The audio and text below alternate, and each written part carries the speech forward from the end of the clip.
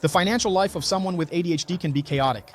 We have an idea of how much we earn, but what about how much we spend? It's quite common to be surprised by the credit card bill or to make unnecessary impulse purchases. But there are tools that help me bring order to this chaos, and I teach all of them in the first link in the description. You get adjectives, labels for things you didn't want to happen, but they ended up happening. Or have you also noticed that you have issues with routine that go beyond the obvious? In other words, routines. In the relationship, routines like everything you have to do day to day make you lose interest in the medium and long term. And this needs to be fixed. To avoid ruining all your relationships, understand routines are necessary. Introduce new elements so life stays lively. You should bring something new into your routine, into the way you conduct yourself as soon as possible, so that you can achieve greater harmony. So that in your home, in your family, it doesn't feel so dull for you and the other person as well. Another point is that you get lost, you get distracted when the other person tells you something or asks for your attention. This happens a lot. This can offend the person.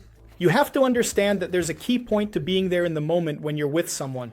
You need to be fully present. So, if you forget the examples I'm giving in one way or another, there's just one thing to tattoo on your forehead. Or one thing I like to do is tattoo on my arm. I write down what I would like to happen on my arm. I do it like this. For example, when I want to remember the name of someone I just met, let's say, Maria. I write Maria, right? With my nail, and then I run my hand like this and it sticks, you know. So try to write it down somewhere so you don't forget. Which is the following. Always be present. Be present and available in the moments when you need to be. Have quality moments with the person. And being present, in general, it's part of this process. Okay.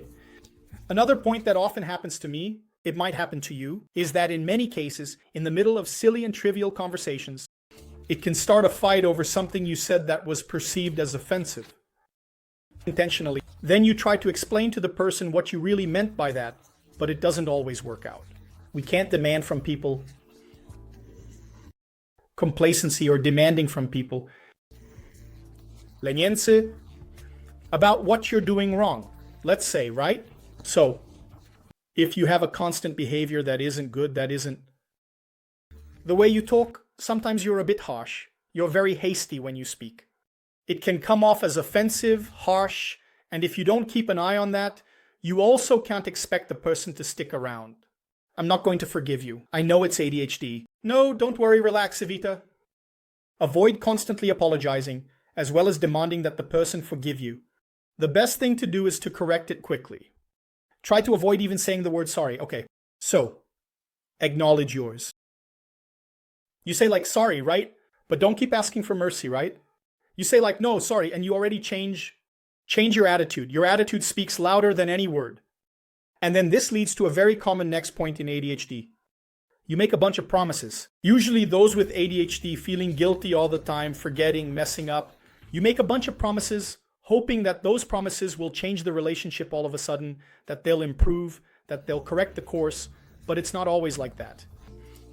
In other words, whether it's in the routine, whether it's taking the lead on a new couple's project, saving money to invest in something, buying a new car, well, you hardly follow through on that, right? That project, or whatever you guys are planning, you need to keep your word, one way or another, especially if it's for the medium and long term. And you end up being seen as lazy, as someone who doesn't keep their word, or as unreliable. That's something you really need to pay attention to as well. Empty promises. See if this is happening in your relationship.